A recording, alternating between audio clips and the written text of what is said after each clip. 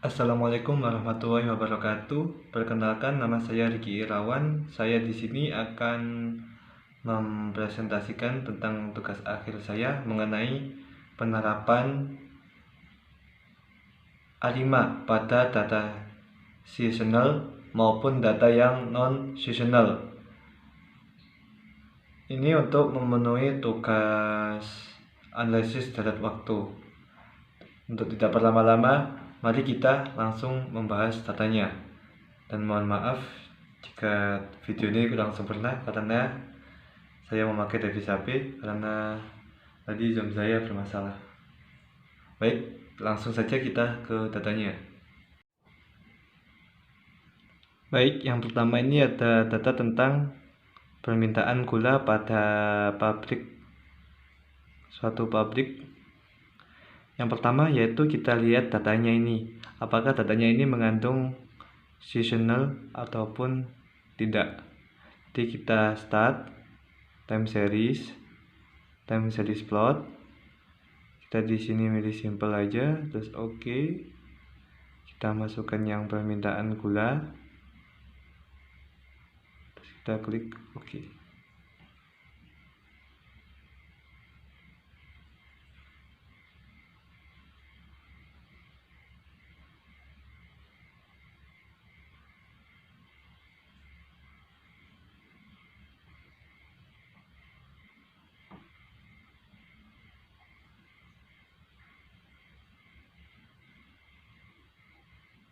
Masih loading.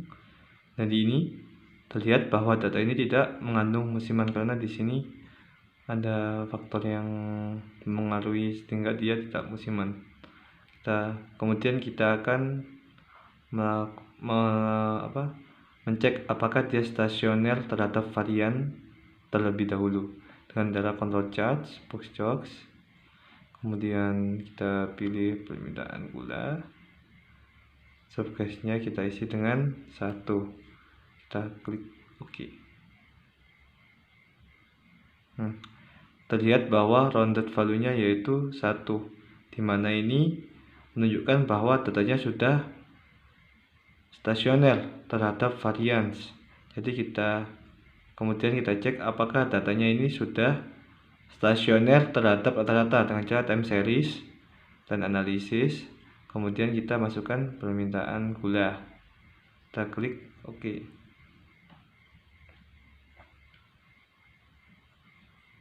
Terlihat bahwa datanya mengalami tren yang menurun. Jadi datanya belum stasioner terhadap rata-rata. Jadi kita perlu lakukan proses differencing dengan cara klik start time series klik start time series difference. Kita masukkan permintaan gula, kemudian dimasukkan ke tip 1 di OK. Setelah kita lakukan differencing, kita uji apakah yang data yang sudah kita differencing tadi sudah stasioner terhadap rata-rata atau belum. Dengan cara time series tadi yang trend analysis, kita masukkan tip 1, kita klik OK. Data sudah stasioner terhadap rata-rata. Jadi setelah data sudah stasioner terhadap varian dan rata-rata, maka kita akan mencari ACF-nya dengan cara start time series ACF. Kita masukkan data div 1. Oke. Ini terlihat bahwa datanya ini berpotongan pada lag 1,3 untuk ACF-nya. Kita klik start time series ACF, masukkan div 1, klik OK.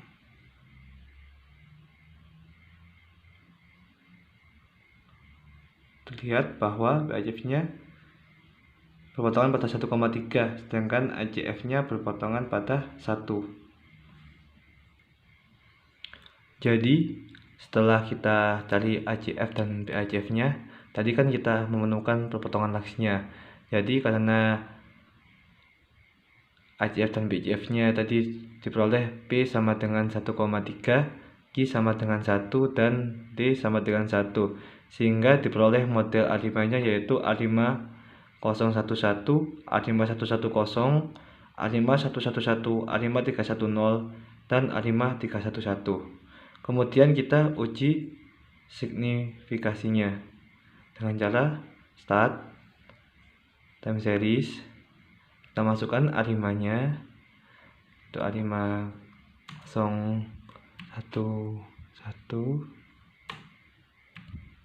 Kemudian kita seriesnya kita masukkan permintaan gulanya.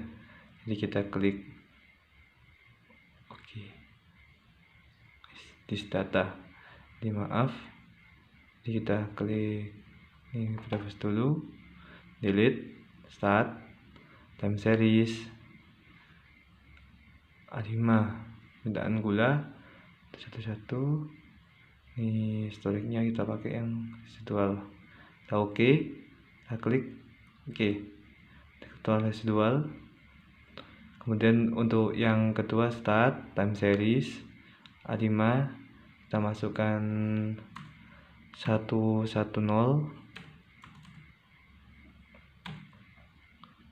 klik oke.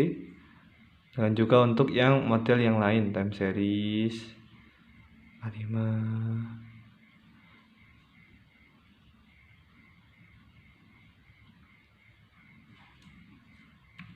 11, oke, start time series A5, ini 310,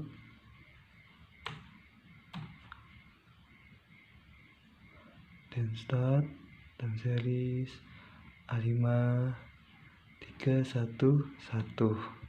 Kita klikkan oke. Jadi yang pertama kita lihat yang di sini. Jadi yang di sini ya, nilai P value-nya yang sebelah ini ya.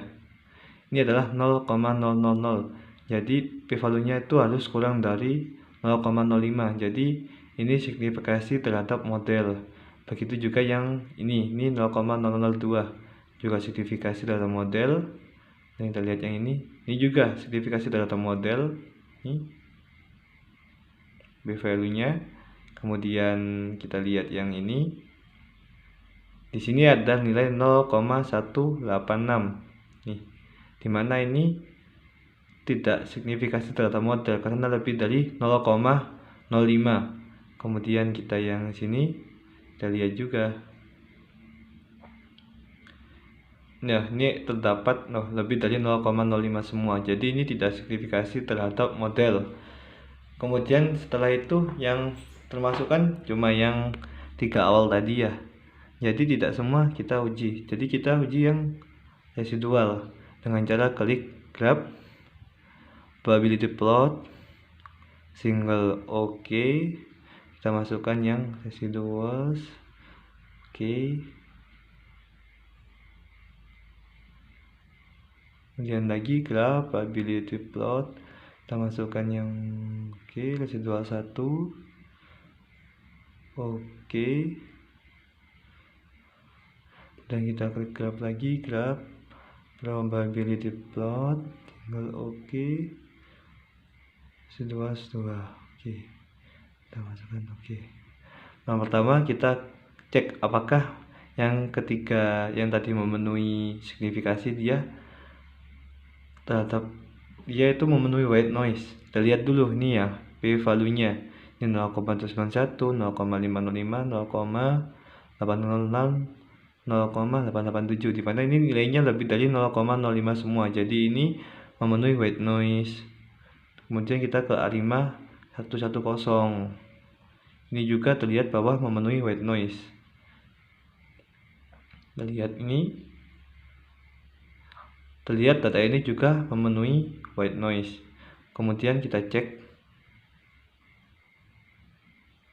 Nah, ini kita cek probability plot residuals-nya. Ini P value-nya yaitu 0,439, dimana ini nilainya lebih dari 0,05. Jadi dia berdistribusi normal. Kemudian ini juga kita lihat nilai p-value-nya yaitu 0,831. Jadi dia juga berdistribusi normal. Kemudian kita lihat ini yang p-value-nya yaitu 0,131. Jadi dia juga berdistribusi normal. Jadi semua tiga ini berdistribusi normal. Terus kok ada tiga sih? Terus bagaimana langkah menentukan model terbaiknya kalau semua memenuhi? Yaitu dengan cara mencari nilai MSE-nya. Kita lihat nih yang A5 model apa nih? Ya ini MSE-nya berapa nih? 1,7697. Yang ini 1,83447. Untuk yang A5111 kita memperoleh 1,69519. Jadi yang paling terkecil adalah ini A5111. Jadi kita akan melakukan peramalan menggunakan model terbaik yaitu A5111 dengan cara A5111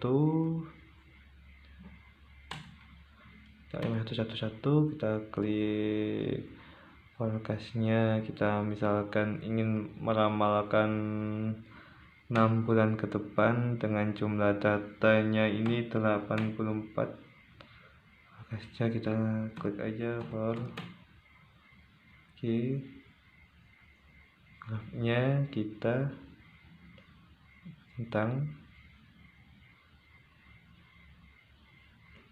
klikkan OK.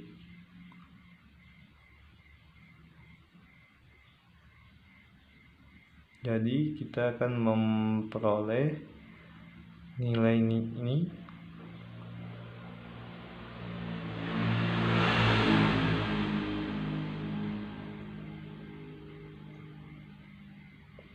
forecast-nya ini 348, 395, 381, 477, kemudian 393, 41, 417. Kemudian untuk grafiknya nah seperti berikut.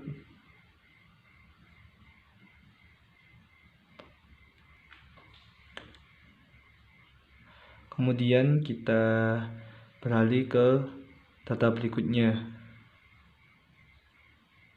Untuk setiap data ini yang pertama yang lakukan adalah memplot data tersebut. Jadi kita akan plot, tinggal OK, melihat bagaimana bentuk datanya tersebut, apakah mengandung musiman atau enggak. Untuk data yang kali ini yang saya pakai yaitu jumlah penumpang turun di Pelabuhan Kota Makassar pada tahun 2010 sampai tahun 2014. Jumlah penumpang turun, kita klik OK aja. Di sini terlihat bahwa data mengalami musiman atau mengandung faktor musiman. Jadi ketika kita data seasonal, caranya agak sedikit berbeda dengan cara mengerjakan yang seasonal.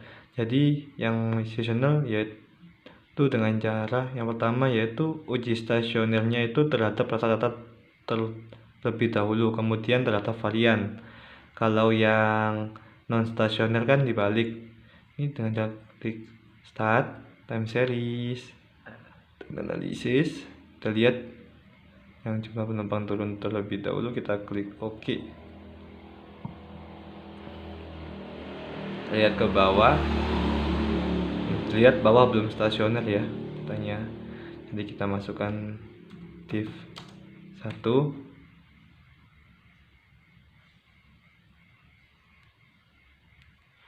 Jadi terlihat bahwa data belum stasioner terhadap rata-rata.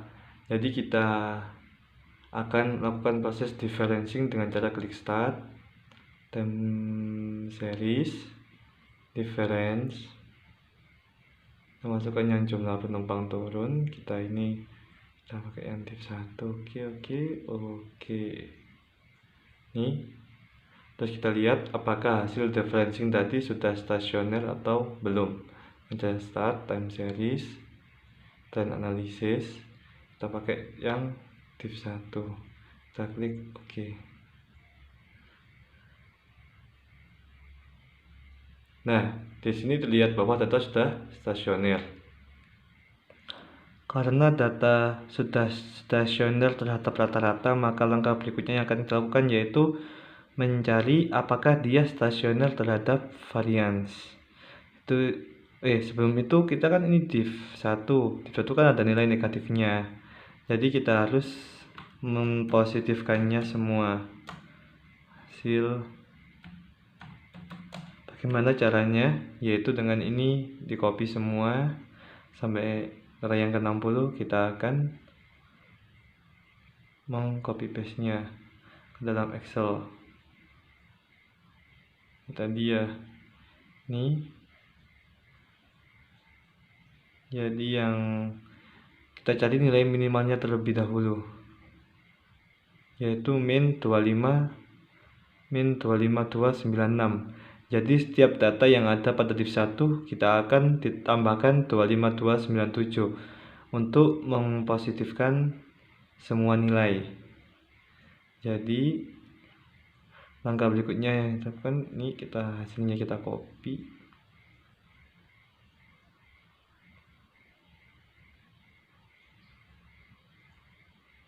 Ini kita Ctrl C, kemudian kita kopikan ke mini tab, taruh di hasil div, kita Ctrl V. Nah, setelah Ctrl V kita baru cek apakah dia stasioner terhadap varians dengan cara klik start, Ctrl chart, box jokes, kemudian kita pakai jumlah penumpang 1, kita klik OK. Wah,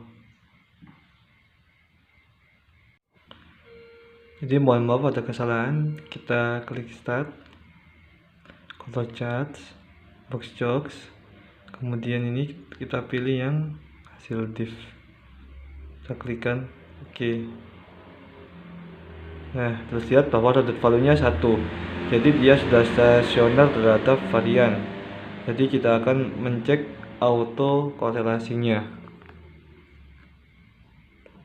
dengan cara start, time series, auto korelasinya dari div 1. Kita klikkan OK. Nih, lihat bahwa ada perpotongan pada lag 12. Kemudian kita akan mencari nilainya, yaitu dengan cara kita akan lakukan differencing lagi.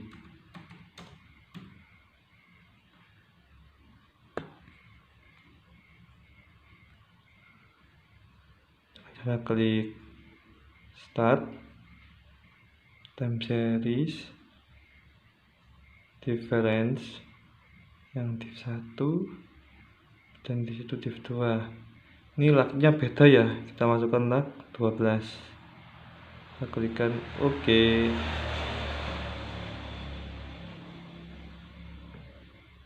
Diklik start, kita cek ACF nya.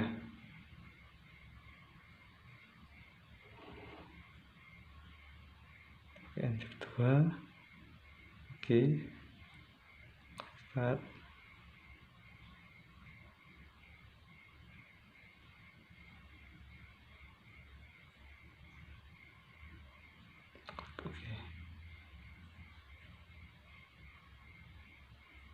Kita ke ACF nya terlebih dahulu, kita lihat. Potongan pada lag 1, dan BACF nya juga berpotongan pada lag 1. Jadi kita memperoleh nilai P yaitu 01, Q nya juga 01, sedangkan D nya yaitu 1. Kenapa 1? Karena pada seasonal memang membutuhkan 2 kali differencing, yaitu untuk data non seasonal dan data musimannya sendiri. Setelah kita mencari ACF dan BACF seperti yang tadi, maka diperoleh Salima. Salima ini kita menggabungkan dengan PDQ dengan PDQ yang seasonal, sehingga diperoleh A5011 011, A5011 110, A5011 A5110, dan sampai A5111 Kemudian kita akan menguji signifikansinya, yaitu dengan cara start time series A5. Pada series isikan kolom yang memuat data jumlah penumpang turun. Pada kolom autoagresif isi nilai P, dan isi D, isi Q. Kemudian centang fit seasonal model. Kemudian pada periode isikan 12, kemudian isi PDQ nya juga. Untuk yang A5 011 kita peroleh ini P value nya kita peroleh 0,00, sehingga dia itu kurang dari 0,05, sehingga dia itu signifikasi terhadap model. Kemudian untuk yang A5 juga ini error, jadi tidak signifikasi. Untuk yang 0,11111 kita peroleh P value nya yaitu 0,00000. Jadi kurang dari 0,05. Jadi dia juga signifikasi terhadap model. Untuk yang A5 110 juga begitu. Dia pada SMA 12 dia itu lebih dari 0,05. Jadi dia tidak signifikasi terhadap model. Kemudian A5 110 dia signifikasi juga. Begitu juga dengan tahap selanjutnya, sehingga diperoleh yang signifikasi yaitu A5 011 011, A5 011 1111, 110 110 110 111 Jadi untuk ke uji berikutnya kita cuma cari yang signifikan aja, tidak perlu semua karena nanti akan memperbanyak hitungan kita. Untuk yang uji residual sama seperti yang tadi, yang non stasioner dengan click graph, probability plot berisi single, graph variables, masukkan kolom berisi data residual. Kemudian kita masukkan A5 nya yang tadi kita dapat modifiednya. Ini P value nya lebih dari 0,05 semua, sehingga dia memenuhi white noise. Kemudian yang graph juga ini, yang residual hasil dari graph probability plot, ini P value nya 0,446. Jadi dia juga berdistribusi normal. Begitu juga ini syaratnya, kalau white noise harus lebih dari 0,05. Untuk probability plotnya juga harus lebih dari 0,05. Jadi yang A5 ini yang modified ini memenuhi white noise, yang probability plotnya juga ini memenuhi distribusi normal. Ini juga memenuhi, ini tidak memenuhi pada distribusi normal. Begitu juga dilakukan untuk tahap-tahap berikutnya. Kemudian kita dapatkan ternyata yang tidak memenuhi yaitu cuma 1. Jadi yang memenuhi ada 4. Terus ini kan ada 4 yang memenuhi. Jadi mana nih yang terbaik? Jadi kita akan mencari MSE nya, yaitu dengan melihat pada yang A5 model tadi, yang MS. Jadi kita akan mencari nilai MSE yang terkecil untuk mendapatkan model yang terbaik dari yang terbaik. Jadi diperoleh model yang terbaik adalah A5 111 011. Jadi peramalannya seperti tadi sama, tapi yang ini pakai fit seasonal modelnya juga diaktifkan. Jadi tinggal masukkan aja. Diperoleh forecastnya yaitu 31871,5 untuk periode 61, dan periode 66 ini 29551,7. Dan berikut adalah grafiknya. Kemudian terdapat data non seasonal. Ini harga properti residensial triwulan 1 2007 sampai triwulan 4 2020. Kemudian kita plot datanya terlebih dahulu. seperti yang tadi caranya sama. Diperoleh ini ternyata data ini bukan seasonal tapi non seasonal, jadi kita akan uji stasionaritasnya terhadap varian terlebih dahulu dengan cara box jokes tadi. Kita lihat nih box jokesnya yang pertama 0,00, jadi dia belum stasioner terhadap varians. Kemudian kita transformasikan satu kali, kemudian transformasikan satu kali, ternyata rounded value-nya yaitu 1,49, jadi transformasi 1 belum stasioner terhadap varians. Kita transformasi lagi, jadi transformasi 2. Kemudian kita lihat lagi rounded value-nya, ternyata 1, ternyata dia sudah stasioner terhadap varians karena rounded value-nya yaitu 1. Setelah kita mentransformasikan, kita cari apakah data yang sudah ditransformasikan tadi itu sudah stasioner terhadap rata-rata atau belum. Dengan cara yang sama tapi yang dimasukkan kolom yaitu trans 2, kita peroleh data sebagai berikut.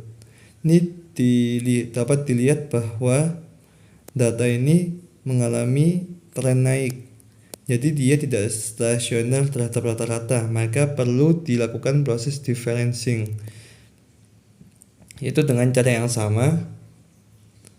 Nah, differencing satu kali sehingga diperoleh data berikut, dan dapat dilihat bahwa data tersebut sudah stasioner.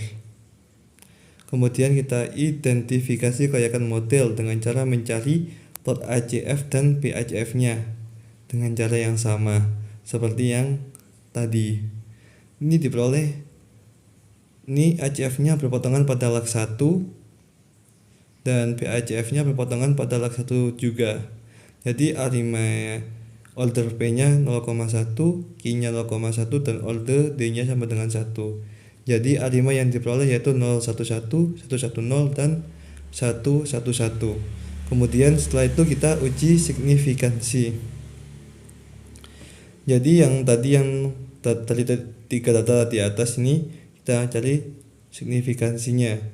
Ya ini 0,00 semua, sehingga signifikansi terhadap model dengan cara yang sama seperti yang di atas juga, yang p-value-nya diperoleh juga signifikasi terhadap model, ini juga signifikasi terhadap model. Kemudian diperolehkan bahwa tiga-tiganya signifikasi terhadap model. Jadi untuk yang kedua yaitu kita uji residual, yaitu dengan cara uji white noise sama uji apakah dia berdistribusi normal atau belum, dengan cara yang sama seperti data 1 maupun yang data yang 2. Untuk yang 511 kita lihat modified box pulse-nya. Di sini terdapat data yang kurang dari 0,05,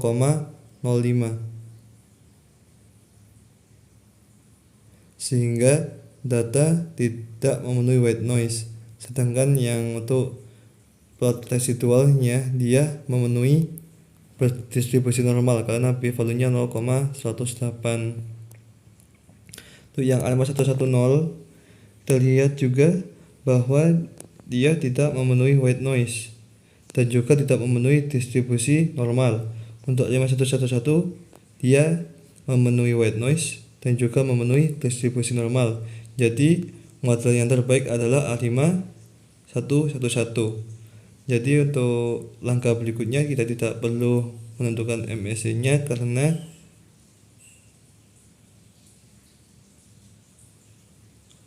model yang terbaik yang diperoleh hanyalah 1. Kemudian kita akan melakukan peramalan data tersebut untuk 5 triwulan ke depan, yaitu dengan cara yang sama. Start time series A5, masukkan kolomnya autoregressive difference, diperoleh nilai periodenya forecast-nya yaitu 12,8360, 12,874, 12,953, 12,9455, 12,9864. Dan ini adalah plot data untuk forecast-nya, dapat dilihat pada data yang merah tersebut.